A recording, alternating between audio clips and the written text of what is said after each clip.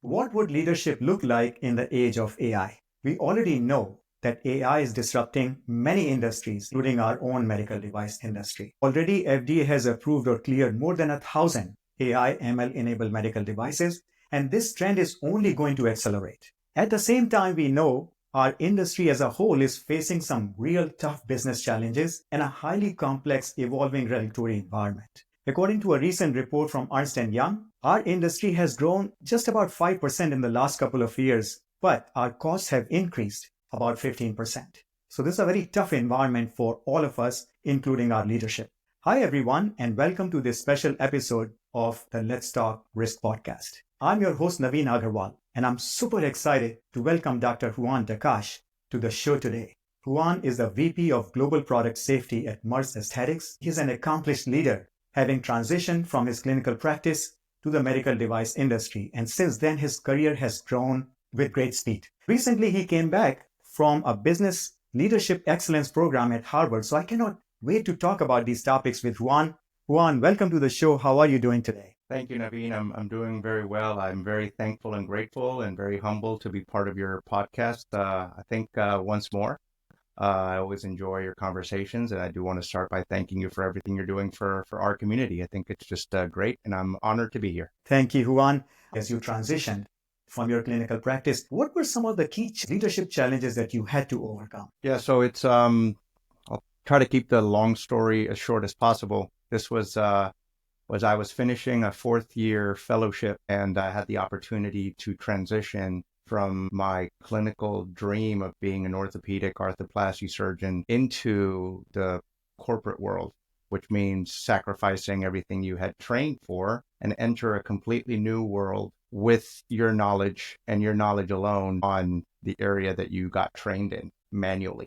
So that was the first challenge, is that very abrupt change in lifestyle and in kind of modus operandi with your day-to-day. So it's all about adaptability. So being able to be flexible and adapt and taking risks, right? So those were the first kind of highlights of what I was getting into. And then getting the support you need, being able to understand that the corporate world is very different than the clinical world, but relationships within it are very similar.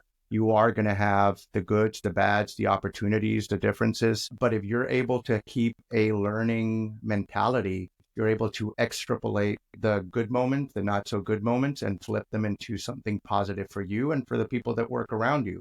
As long as you have a clear purpose in what you're going for and what your company's going for and what you are there for. So those are kind of the two highlights that I learned on the go. And then the third one is, well, you made this change. Now you have to get good at what you're doing, because if you don't get good and if you don't bring your A game and you don't show that you're capable, well, there are a lot of million other people that could take your job. So how am I going to be different from the others? And that's keeping a growth mentality, a learning mentality, and being positive about it as well. Excellent. Excellent. Thank you for sharing that. Now, as I mentioned in my intro, you just came back from a business leadership excellence program at Harvard, and I can't wait to hear some of the key takeaways that you learned in that program. Could you please share that with us? Sure. So this was kind of a contractual partnership with Harvard and Merz Aesthetics, which is a company that I work for.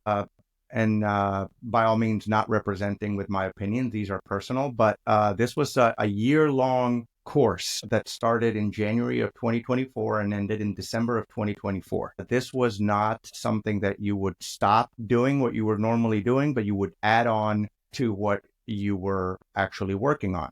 And there were monthly calls and monthly deliverables, and it was a good platform online to keep up to speed with lots of reading.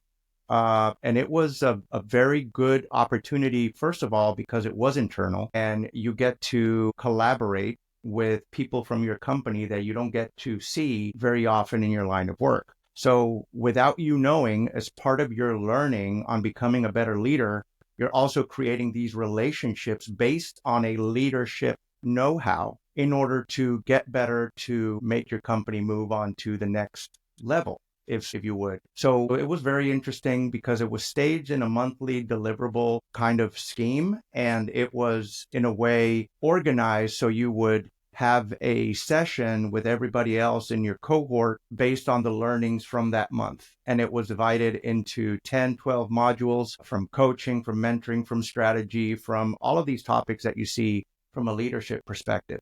It does require dedication. It does require a lot of reading and a lot of personal time on your behalf if you want to get the best out of it. We're not kids anymore. We're not going to be quizzed or tested. We're given something, and it's about how you attack that and how you grab the best benefit. And now the biggest learning of it all is that, again, not being kids anymore, is that, all right, you got the certificate, now what? So it's now on me to move into action, apply these learnings, and hopefully learn from the next stages of this. Awesome.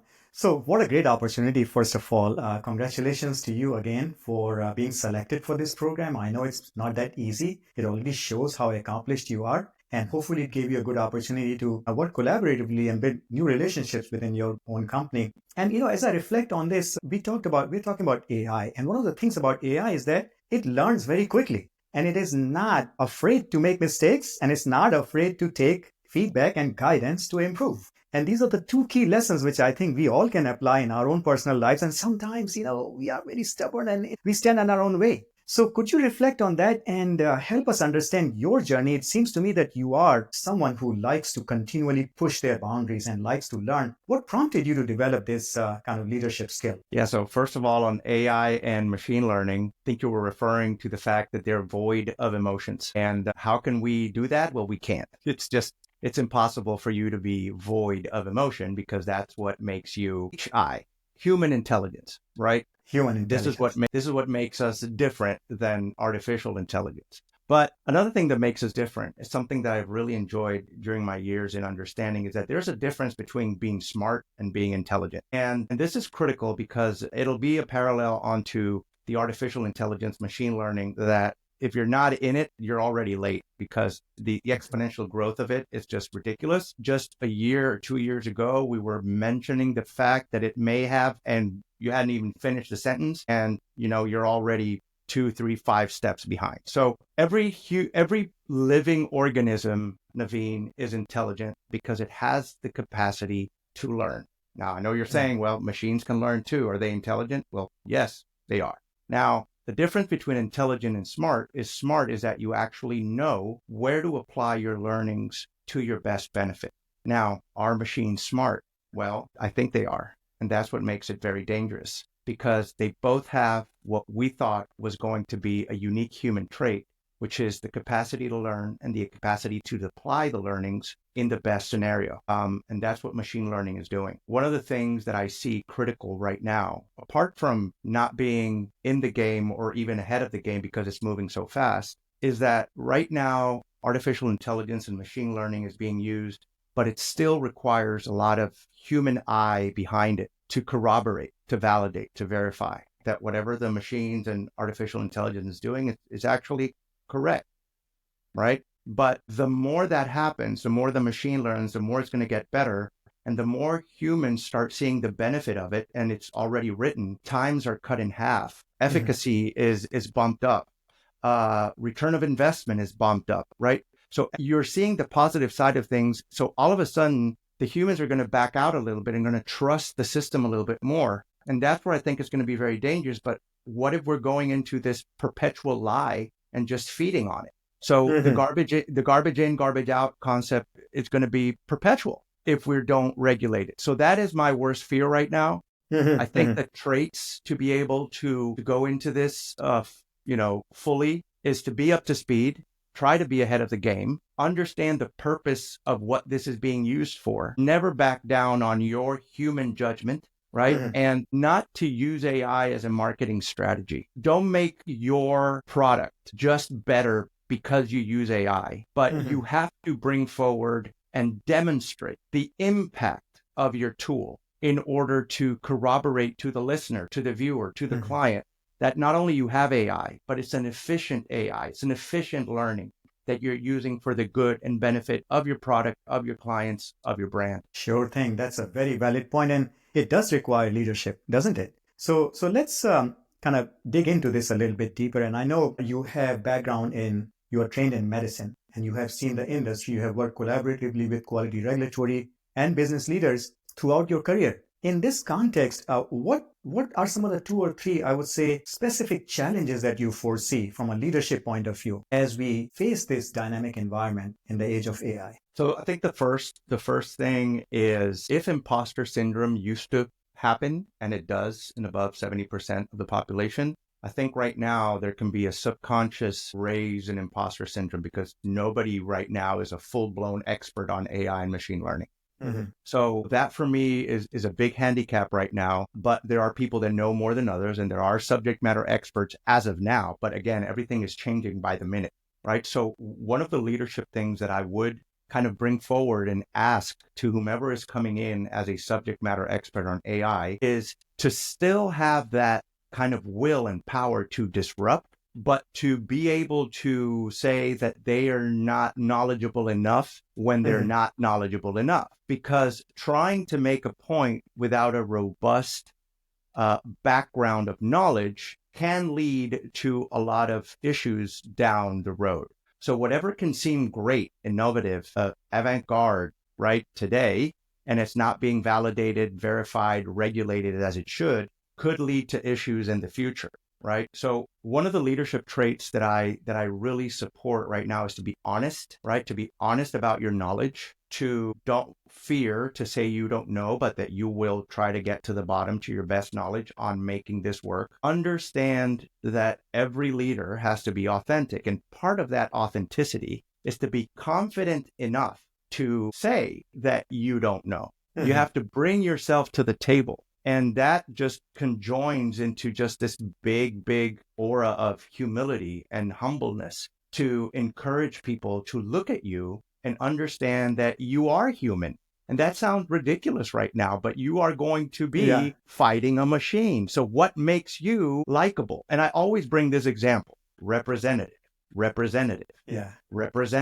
right? You want a human to help you, but we are, because of the sense of efficiency and efficacy, we are bringing in machines to do that job, but we are causing at the other end some sort of user dissatisfaction because you're losing that human touch. And that you can see it in medical practice. A lot of people are complaining about how dehumanizing medicine has become. So can you imagine anything that we don't have personal interactions is all going to be, used or employed or worked by organisms, and organisms, open and close quote, that are based artificially on their capacity to learn and learn from their mistakes. So what I'm hearing you say is that we should double down on being human and our humanity and be able to say, look, I don't know everything. It's impossible for one person to know everything, but I'm here to learn. I'm curious. I'm willing to ask the right questions, and I'm willing to learn and push the boundaries of our collective knowledge and help make decisions. So I think this is a great message. So when you look around, Juan, in our industry, which honestly speaking, I think tends to be a little bit conservative and resistant to change, not invented syndrome is pretty strong in our industry. How do you feel we can overcome that? How as a leader, we can inspire people, not through fear or intimidation, but through inspiration? How can we inspire them to go this next step, which will, I think, be against their nature and how we are conditioned to operate in a corporate environment? Yeah, so a lot of strategies when there are innovations that come to the forefront of what you do, right? One of those strategies is potentially creating groups of champions, right? The people that are going to be in their line of work responsible for driving the change, right? You can't just throw a blanket on top of everybody and expect everybody to move at their own pace, because they also have deliverables they need to be taken care of. So this is going to be additional to what they do. But if you actually have a dedicated team to champion these changes, which are here and have been here for now a couple of years, you're going to have somebody in your company, in your team, in your area, in your surrounding that you can go to ask questions. Right? So if you as a company actually put some effort into creating these subject matter expert groups to drive the company in all areas, you can have that just like you have in quality, kind of the Kappa team, right? Or the risk management team, right? To analyze everything all together, bring in people from every function, have their buy-in, but have this kind of guiding light in this middle of kind of people deer in headlight kind of situation in which they don't know where they're going. Because right now everybody's asking machine learning, how can we use it? We should do this, we should do that. Then you have all the marketing coming to you, like bullets. I'll sell you this tool, I'll sell you that. I can do this, I can do that. So it's going to be overwhelming, and it is overwhelming. So for adequate leadership, you need to streamline all of this noise around it. And if we want to go into the medical affairs and medical safety side of things, yeah, let's do that. Let's do that. It's critical to understand the definitions of what you do and where you want to go. Because in that area between where you are and where you want to go is where the tools will come in to help you get there, right? To help you get there means efficiency, and to help you get there means the best use of your resource. You're introducing a new resource that is going to make you more efficient. So you can't just sprinkle the tool and it'll work, because we're not there yet. You still have to have validation and verification that what you bring in is going to be true when it comes out. And if that is true line by line, like an old-fashioned typewriter, right, then the machine can learn from truth, or what is considered to be the truth. So when it replicates that learning ongoing in an infinite matter, it's going to still be learning from what you consider to be accurate and truthful. The trap is that as soon as it starts becoming more efficient, you're going to rely on it more, and you're going to back down on your verification because you're going to trust the machine more. So always keep that, and I'm going into the safety part of thing and quality part of thing, worst case scenario mentality. Always be that auditor to your own self, to your team, and to your company, and always challenge, always disrupt, always ask questions, always make sure that at the end of the day, you're confident about it. So for safety specifically, you can come to me and say, we have a tool for post-market surveillance. Great. What does a tool do? How do we do it? How can we make it work? Let's try it out first. Let's throw darts at it. Let's try to destroy it in a good sense of the way. Let's try to prod it to see where it fails. Let's think about the worst case scenario, because God forbid that you are making a decision on safety with a drug, with a device, and you're relying on this tool from artificial intelligence, and it's wrong. All of a sudden, you are retrospectively already in the recall arena of your tool and everything, going to have to backtrack to where it all started. And guess what? Your humans are going to be doing all the heavy lifting. So whatever you thought at the beginning of this conversation was going to be cost effective, it's the opposite. Yeah, it's the opposite. Right?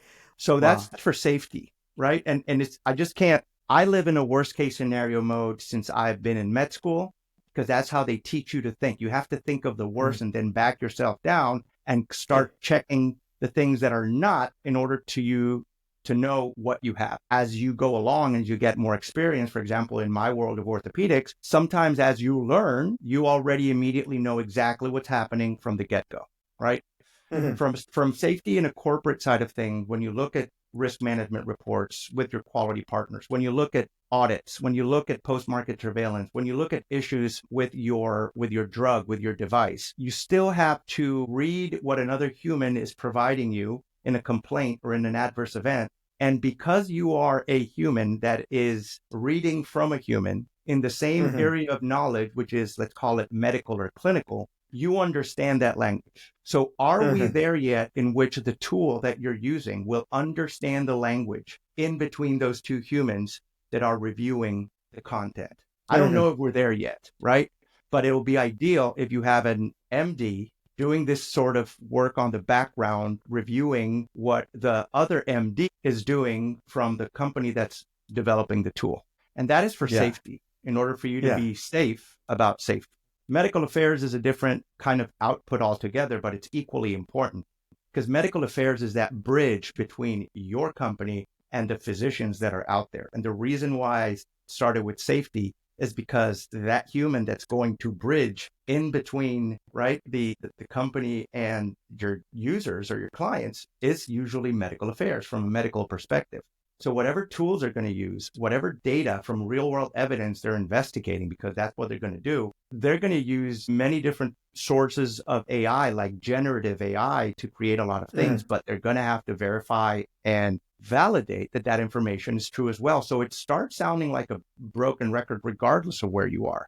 And it always keep quality at the top of your mind. Do not forget quality. AI is just another product. It's just another tool that cannot be void of the same quality principles that you would do for a new device or a new drug. Yeah, got you. I think you already shared so many brilliant insights here in this conversation that we can all learn from. But what I'm curious to know is, as you look around the state of our industry and where we are as very well trained and experienced professionals, and we are confronted with this new tool that is going to come at us, and there's be a lot of pressure to move fast, right? There'll be a lot of pressure. Where are we going to be most challenged? I think the tangible question to ask here is that if you had to pick a couple of people to champion in the right way these new resources within your organizations, what kind of skill set you would look for? What would you kind of ask to say, look, if I had this person and this type of a skill set in them, they would be ideal for being a champion to actually promote both innovation and safety and speed at the same time.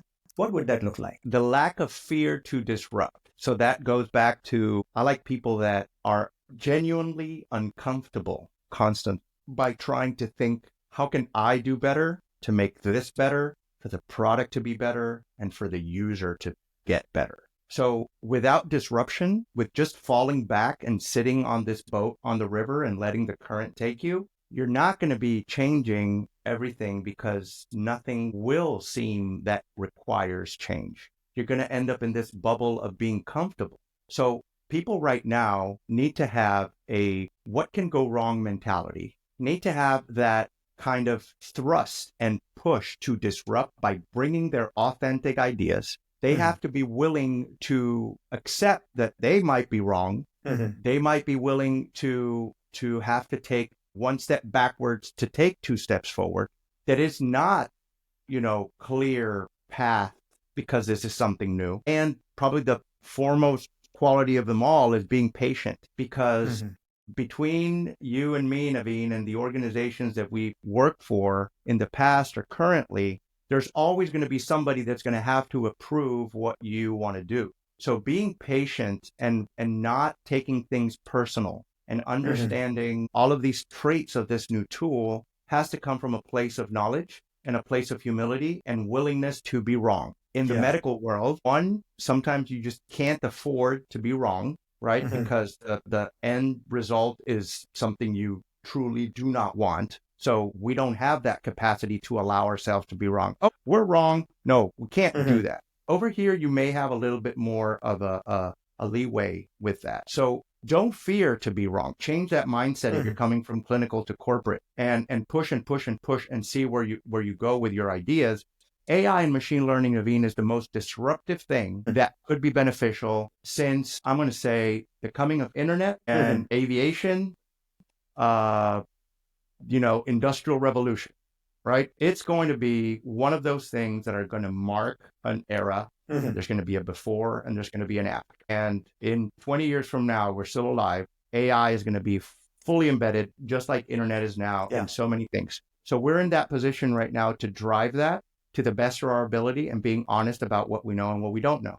So those traits of understanding where you are right now in history are extremely important. Excellent. Juan, let's address an elephant in the room, which I think everybody is thinking about, is that this concern and fear that AI is going to take our jobs. And we have this, we are already under so much pressure to perform and excel, and we are held to performance reviews and whatnot. And now we have this thing coming at us. How do we inspire people to sort of go beyond their hesitation and their fears and their sort of anxiety about this, and actually help them see this as a resource that they can actually use to propel their career even much faster than they would have in the past? As leaders, what can we do to first acknowledge and address that anxiety and concern that is out there, but then also act on it to inspire our colleagues? That's a two-folded question, which is very hard to answer, Naveen, and I will try to do so.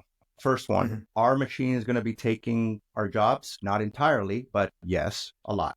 I mean, let's address it. I do believe there are some jobs out there that whenever they come into this line of cost effectiveness by somebody in some room, they're going to say, we can do it better, cheaper, and we don't have to pay machines for their pension and all of it. So when somebody, that I'm sure it's doing now because it's happening, right? Where they're actually looking at costs and seeing things around effectiveness, they're going to furlough a lot of people and bring in machinery to do that job. But it's going to still be a while until those machines can run everything by themselves. And yes, I'm thinking here Terminator stuff. It sounds funny. It sounded funny 3, 4, 5 years ago. It's not funny for me anymore. Because if you are having a machine learn to get better, you are entering a realm in which the ultimate truth will be driven by whatever that machine has learned. Something I told a couple of friends about a year ago. I think personally, and maybe people can laugh today, but I'm not truly laughing. It may sound funny, but I do believe that there will be either organizations or countries that will have decisions being made by AI and machine learning. So you may have a president of a company, of a country, of an organization being some sort of machine learning device. And you ask yourself, what does AI and machine learn do? Is provide you with an answer. And if people start believing that the answer is the truth, then why not have something as efficient to make those critical decisions? Now, the elephant in the room has been addressed. So what can we do now, right? Is how can we humans make sure that we create an environment that we cross-functionally collaborate? And that is, what do we have that they don't now, today? And that is our human side to everything. And to rely on the fact that there are people out there, also humans, that require and want humans to interact. Take advantage of that. Find that space. Bring your new tools, but don't leave out the human part of yourself.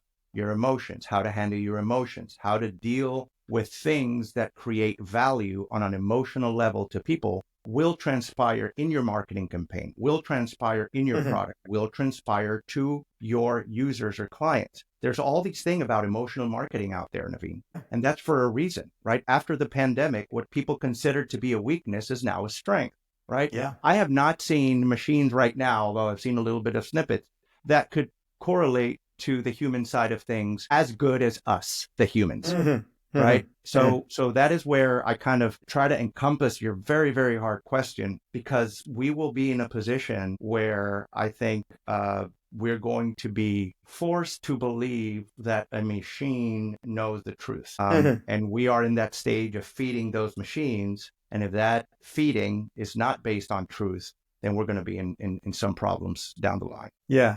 No, I think I find your message quite uplifting. Yes, we have a challenge, but I think I find it very uplifting because it's the time to double down on being human, not less. We need to talk more with each other, not less. We need to build new relationships more, not less, because it's a network effect. Like, machines can network with each other and learn from the intelligence that's inside each individual machine. Well, we are many billions of people in this world. We can scale that if we collaborate and we interact with each other. So I do believe there's a positive side to the story. And certainly it looks a little bit scary at the moment because it's so overwhelming. It's so powerful, and it can be even more powerful. I think, Naveen, that we're moving in an era in which you're going to have a list of tasks that you do as a company. And this could be 20 pages of things you do. And this can be cross-functional, right? Medical, clinical, regulatory, quality, everything, right? And then you're going to have a RACI that's going to actually have in that bucket of opportunities, AI, right? Yeah. Who's responsible, accountable, consulted, or informed? In the R and in the A, you may have artificial intelligence being responsible or accountable in the future, right? So it is not more on will or how will AI replace humans, is how we humans are going to use AI to our benefit. Yes. Right. There's a subtle difference there because we still have the reins. And what we don't want to happen is that the learning from the machines gets so good that the Terminator grabs the reins and then, right, we're on their turf. And when I say there, I'm humanizing the machines because we're in that stage where they can get easily mixed up. It is a little bit scary. Yeah, but what a fascinating conversation. I know we could talk about this for a long time, and we have already covered a lot of ground. Juan, I'm so thankful to you for coming on and sharing your thoughts so candidly. So as we close, Juan, can you help us just package this in a couple of key takeaway points? What is top of mind for you, as if we can share that with our audience? So top of mind right now is don't run away from the elephant in the room. Have the elephant as your partner. Learn from your partner. Try to be smarter than the elephant and try to use it to your own benefit. And one of the other things that I want to leave the people that are listening to really consider is your emotional intelligence is critical. And I cannot stress enough how important it has been for me to help me navigate with so many things that have happened, that will happen, and that I know others face as well. So if I can know, show, and flow with my emotional intelligence, I'm always be happy to do so. And the third thing, Naveen, is I'm recently enamored by a book that brings out I'm going to say a trait that I did not know existed. And that is anti-fragility. There's a book called Anti-Fragile by Nassim Nicholas Taleb. And when you start listening to it, because I'm hearing it as I do my day-to-day walk, but I also have the physical book, you start thinking about the capacity to learn, but not just learn and stay there, but become a better person, become a better human. So I think that we are still in the forefront of being anti-fragile better than machines. They can learn all they want, but if they become anti-fragile before we do, that's going to be a problem.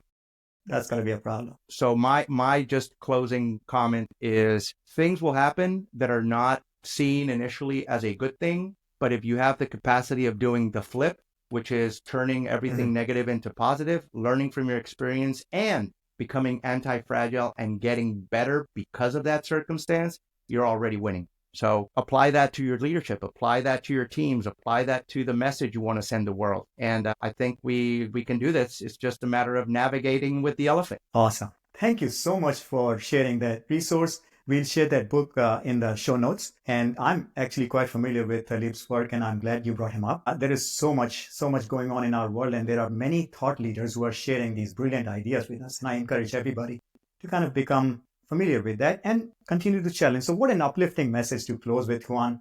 Thank you so much for coming onto the show and sharing your insights. I wish you all the best in your professional and personal life. I can't wait to see the heights you will reach and the wonderful things you will do, and waiting to hear such brilliant news to come out from your organizations as you continue to advance the innovation, which you're doing great things. So thank you again. Naveen, thank you. And thank you everybody for listening. I'm very humbled and proud to be part of this episode. Thank you.